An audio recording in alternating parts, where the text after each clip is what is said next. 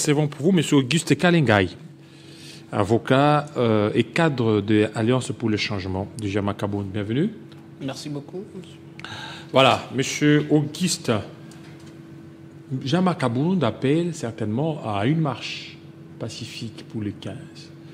Pourquoi avoir choisi la date du 15 décembre? Bon, évidemment, c'est une marche, en tout cas très bien préparée et très bien réfléchie, parce que le pouvoir actuel n'attend que la voix de la rue. Alors Jean-Marc a fait ses choix, d'autant plus que c'est vraiment un moment qui fait à ce que le peuple soit alerté. Et pourquoi le 15 décembre? Effectivement, le 15, c'est vraiment une date historique. Hein, c'est quoi la date historique? C'est quoi? Qu'est-ce qui est rapporté au 15?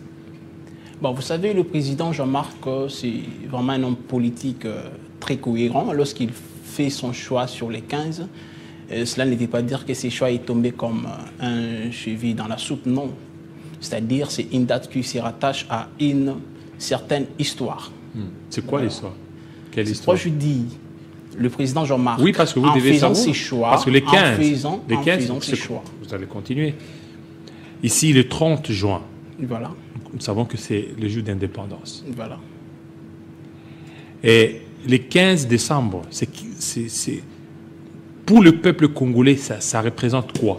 Non, mais déjà, le fait de choisir les 15, si dans le passé, ça n'a pas eu à représenter quelque chose, et désormais, ça va commencer à représenter. C'est un début de l'histoire.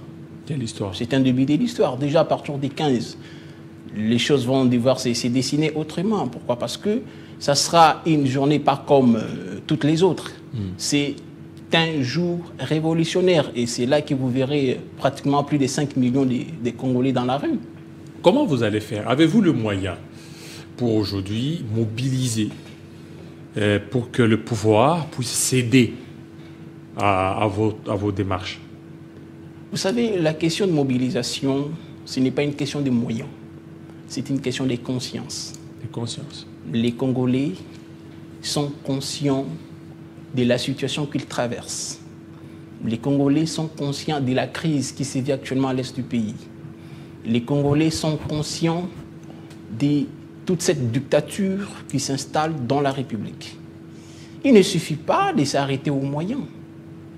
C'est une question d'interpellation personnelle, parce que vous ne me direz pas que tous les Congolais vivent de la même manière. Et surtout que le régime actuel a pratiquement hérité de façon très parfaite les pratiques d'hier, que nous avons d'ailleurs déplorées, parce que vous vous rappelez que Jean-Marc Kaboun a combattu les régimes passés à cause de toutes ces pratiques. Et voilà, aujourd'hui, toutes ces pratiques ont logé dans les chefs des autorités actuelles. Donc c'est vraiment une question de conscience. Parce que vous parlez de conscience, oui. C'est une question de conscience collective. Il ne suffit pas de s'arrêter aux moyens. Donc juste l'interpellation et le peuple va se soulever. Jama Kaboun, on a vu dans le passé, il a fait appel à l'Église catholique pour se mobiliser contre les régimes d'alors, les régimes de Kabila. Il a même dit 50%, 50%. Pour cette fois-ci, qu'est-ce qu'il compte faire? Il fera recours aussi à l'Église catholique, il fera recours à d'autres forces politiques.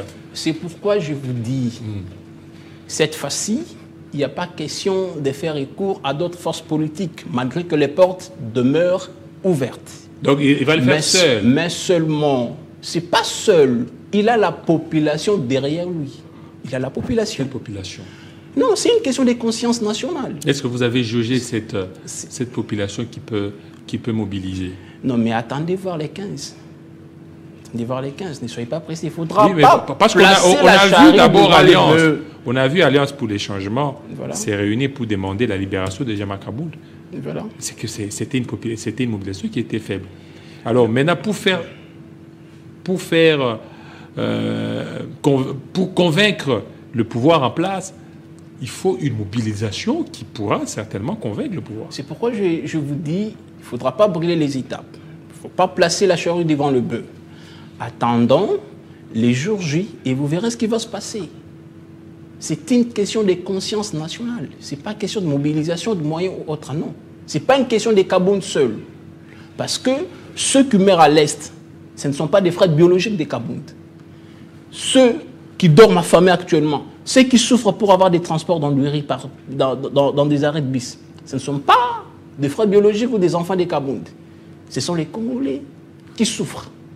Alors, il ne faudra pas abattre le débat ou apaisantir les débats sur les moyens, mais plutôt sur la conscience collective. Et cette mobilisation sera seulement ici à Kinshasa ou sur l'ensemble du territoire national?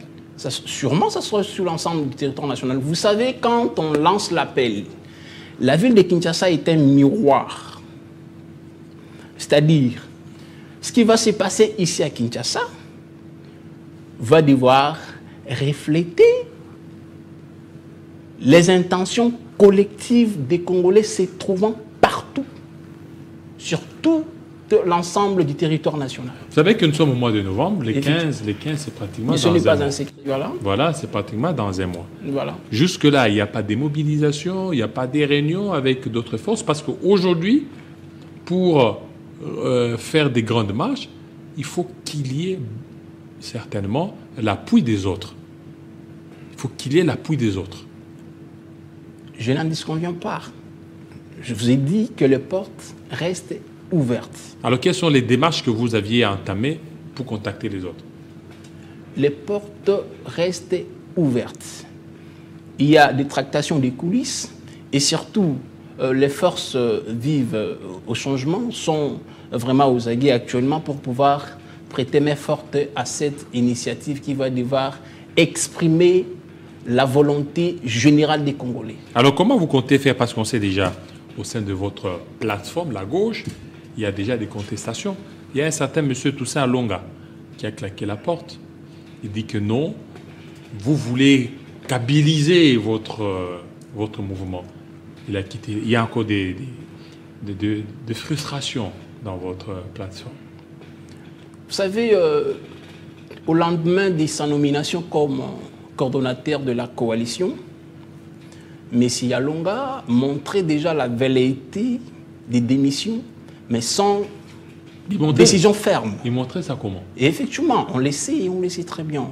Pourquoi? Parce que M.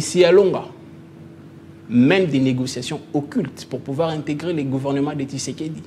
Alors, pour justifier son départ prémédité, il a fait ce qu'on appelle le subterfuge.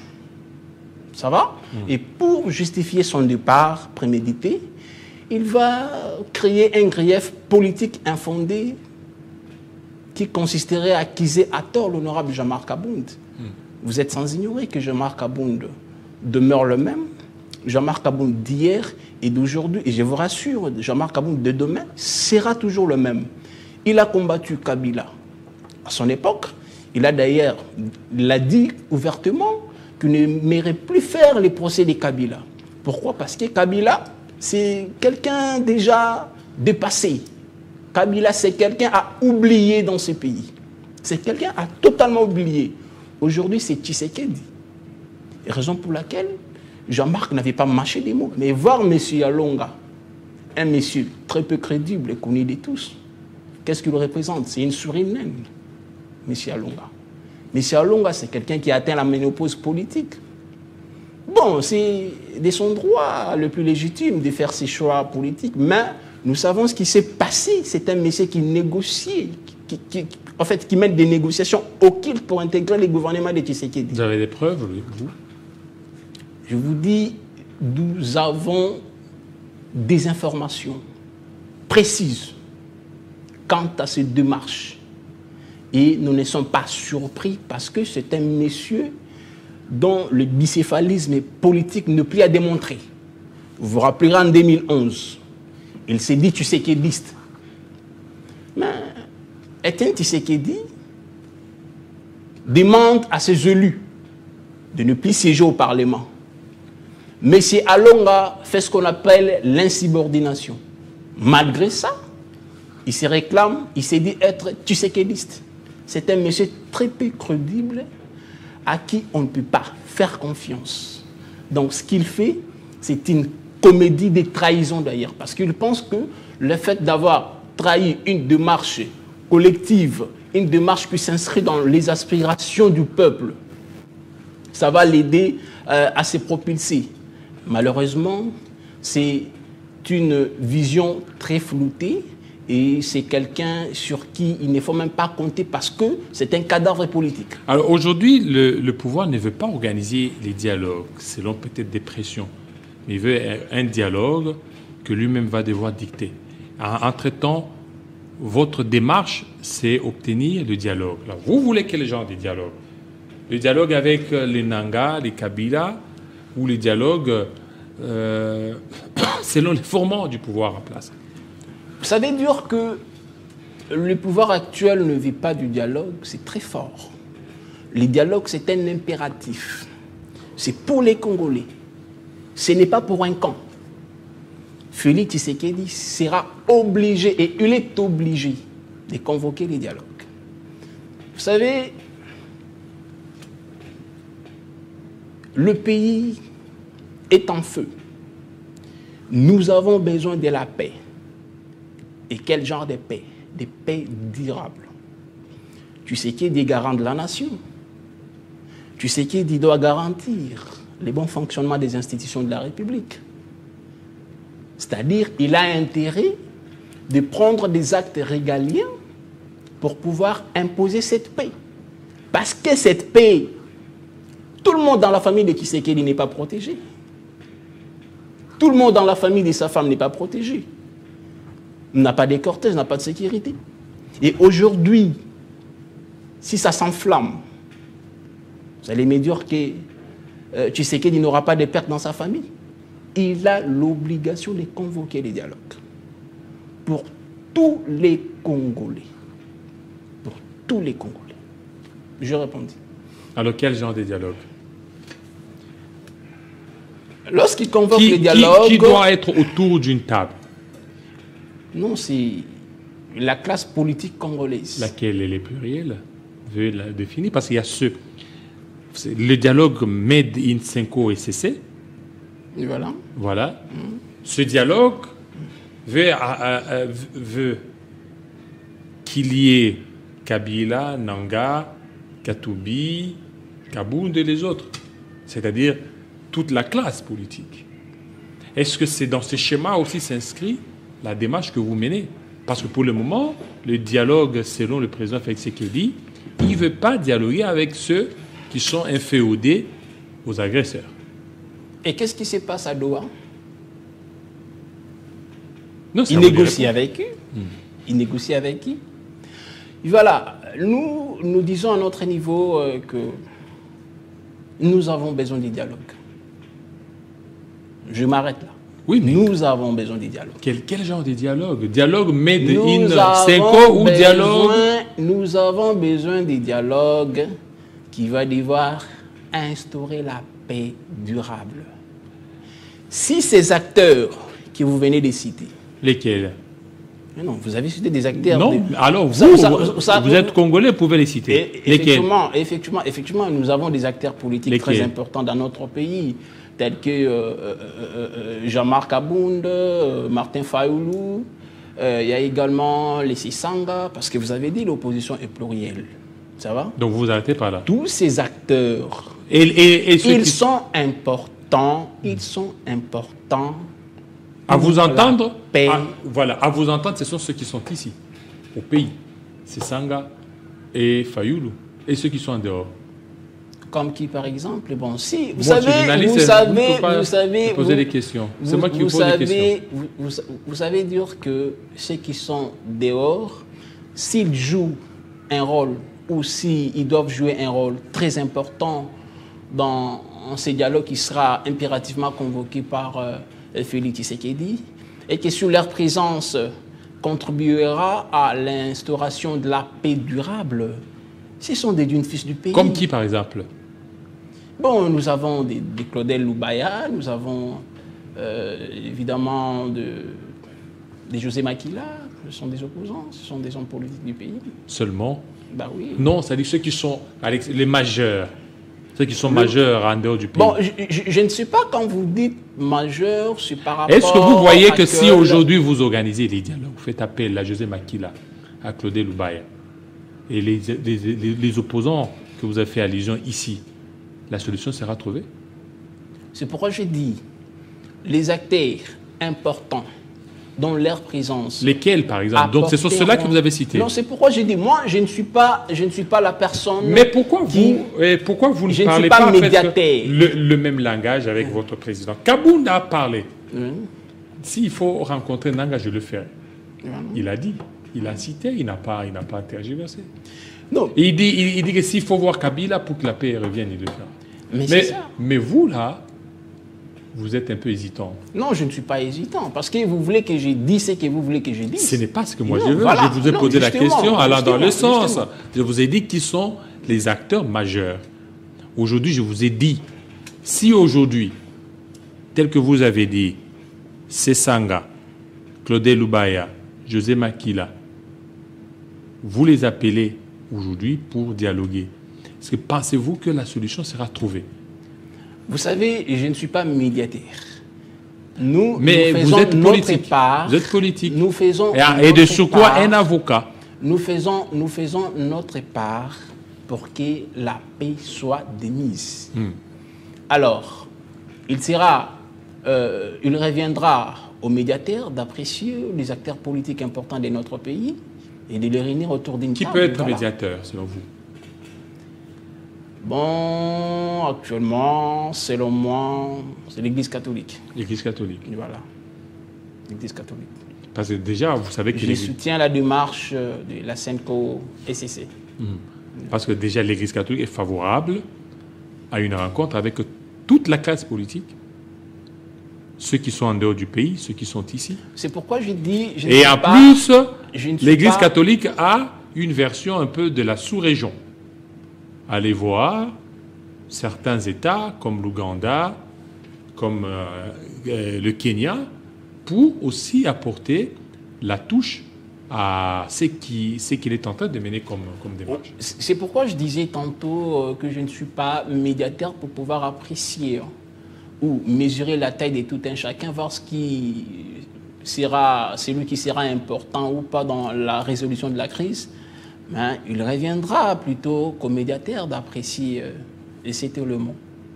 C'est à eux de voir quels sont les acteurs politiques importants dont la présence apportera absolument une solution à la crise. Pour répondre à votre question. Alors aujourd'hui, ça patauge au niveau du Doha. Quelle est votre lecture, faites-vous?